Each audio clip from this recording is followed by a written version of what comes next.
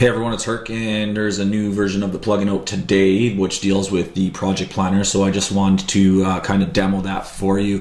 And a lot of it has to do with reverse auditing a site for SEO. So if you have a site and you really like what's going on with the project planner, but instead of creating a project plan for new pages or posts, what you actually want to do is analyze existing pages or posts.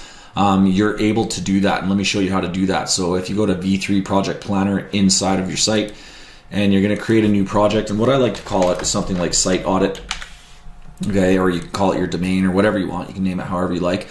But once you have that loaded, just load up that project, and it will load up empty. From here, what you're going to do is you're going to go to the actions tabs, and you're going to say create groups from existing page or post, and then it's going to load a list of all your pages and posts. So we're just going to show a whole bunch, for example, so you can see there's quite a few. What I'm going to do is I'm going to select posts only. Okay, so that's going to show me all the posts, and I am going to add all the posts of my site. Okay, so I'm going to go ahead and create a new group from the selected posts. And what that'll do is it'll import all the posts into my site into a project plan, so you can see what your current title, URL, description is, your title lengths, descriptions, if there's whatever your H1 is, and if there's any notes or anything from the PSv3 box, it'll show up here. There won't be any keywords because the project planner doesn't know what keywords you're targeting. Obviously, that's something you're going to have to do, but it does know what you're using for on-page optimization, provided that you are using Project Supremacy SEO box for your titles, descriptions, URL, and H1. So once you have all your posts in, you'd probably want to pull in your pages as well. So we're going to do this a second time. We're going to create groups from existing pages and posts, and this time we're going to select pages. Okay, and that's going to load up a different one. We're going to make sure we have enough entries to show all our pages, and I'm going to select all the pages. Okay, and I'm going to create them. But before I do want to note that this site had 7 posts and 30 pages on it, but you can see there's 598 total results. The reason that number is so high is it is recognizing background information in the WordPress database, like things like categories, archives, tags, stuff like that. Those are really not part of the project planner. They're not really that important. So make sure when you are importing your posts and pages that you are selecting posts or pages. And if you want to import both, do both, obviously. So anyways, we're going to scroll down, and you can see we have 30 pages. I'm going to create those, and we're going to import them, and it happens really, really quick. Now, with a site like this, obviously having 30 pages, 7 posts, we have 37 boxes here that we could go through and optimize. But one thing that might help out a little bit, we've added a new tab. You can see here where my mouse is, I'm scrolling over. This shows me that this particular one is a page, not a post. If I scroll down, you can see the other tabs. These are posts, not pages. And it is important to just kind of know the difference between what a post and what a page is. The other thing you can also do is we've added a new filter where you can filter by the type. So if you want to just see what your posts are and work only on your posts, you can select that, and that will bring up only your posts into the project planner.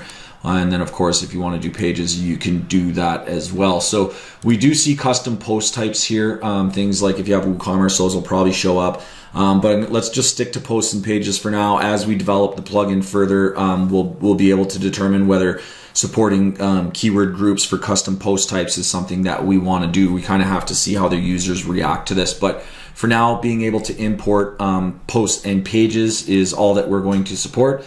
And then that will be able to give you the ability to do reverse site optimization. So for instance, once you have, say, your posts enveloped, the next thing you do is go to actions. You can expand everything.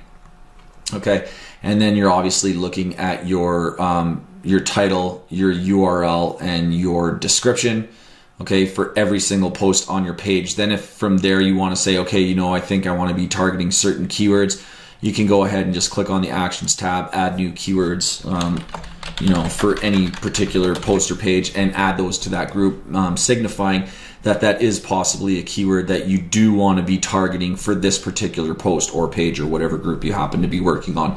So that's the update. You guys do notice that this thing looks a little different than it used to now. We used to have all the blue blocks, but we wanted it to look a lot more like the actual Google entry. So now it looks like this, and longer URLs, obviously, because of the space that we're working with, are getting truncated, meaning they're well, not trunicated, but they're wrapping onto a second line. So don't let that confuse you. This is one URL.